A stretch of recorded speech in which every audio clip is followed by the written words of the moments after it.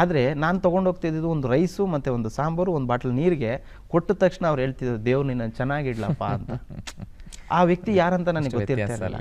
ಸಾಕಷ್ಟು ವ್ಯತ್ಯಾಸಗಳನ್ನ ನೋಡ್ತಾ ಇದ್ದೆ ನಾನು. ಸೊ ಅಲ್ಲಿ ಖರ್ಚು ಮಾಡೋಂಥ ದುಡ್ಡನ್ನು ನಾನು ಇಲ್ಲಿ ಎಷ್ಟೋ ಜನ ಮಲಗಿರೋಂಥವ್ರಿಗೆ, ಕೂತಿರೋಂಥವ್ರಿಗೆ ನನ್ನ ಕೈಲಾಗಿದ್ದು ಸರ್. ಯಾಕೆ ಇದನ್ನು ನನ್ನ ಜೀವನ ಬದಲಾಯಿಸಿದ್ದು ಒಂದು ಅಜ್ಜಿ ಸರ್. ಒಂದು ಅಜ್ಜಿ ಯಾವ ರೀತಿ ನನ್ನ ಜೀವನವನ್ನು ಬದಲಾಯಿಸಿದ್ರು ಅಂದರೆ ಅದನ್ನು ಊಹೆ ಕೂಡ ಮಾಡ್ಕೊಳ್ಳೋಕ್ಕಾಗೋದಿಲ್ಲ. ಅಷ್ಟು ನನಗೆ ಅವರ ಒಂದು ಮಾತಲ್ಲಿ ಸತ್ಯ ಅನ್ನೋದು ನನಗಿತ್ತು. ಯಾಕಂದರೆ ನಾನೊಂದು ಸಿಗ್ನಲಲ್ಲಿ ಸುಮ್ಮನೆ ಒಂದು ಕಡೆ ನಾನು ಕೂತ್ಕೊಂಡಿರ್ತೀನಿ, ಒಂದು ಅಜ್ಜಿ ಬಂದು ಒಂದು ತೆಳ್ಳಗಾಡಿ ಹತ್ರ ಊಟ ಕೇಳ್ತಾರೆ. ಆ ಊಟ ಕೇಳಿದ ತಕ್ಷಣ ಆ ತೆಳ್ಳಗಾಡಿಯವನು ಏನು ಮಾಡ್ತಾನೆ, ಊಟ ಕೊಡೋದಿಲ್ಲ. ಯಾಕೆ ಅಂತ ಗೊತ್ತಿಲ್ಲ. ನಾನು ಹಿಂದೆಗಡೆ ಕೂತಿರುವಂಥ ಗ್ಲಾಸಲ್ಲೇ ಅದನ್ನು ಅಬ್ಸರ್ವ್ ಮಾಡ್ತಾ ಇರ್ತೀನಿ. ಆ ಅಜ್ಜಿ ಬಂದು ಒಂದು ಕಡೆ ಕೂತ್ಕೊಳ್ತಾರೆ. ಅವಾಗ ನನಗೆ ಭಾಳ ಬೇಜಾರಾಗುತ್ತೆ, ಯಾಕೆ ಅವನೊಂದು ಊಟ ಕೊಟ್ಟಿಲ್ಲ ಅಂತ. ಸರಿ, ನಾನು ಇಳಿದೋಗ್ಬಿಟ್ಟು ಒಂದು ಊಟ ತೊಗೊಂಡು ಬಂದು ಅಜ್ಜಿಗೆ ಒಂದು ಊಟ ನೀರು ಕೊಡ್ತೀನಿ.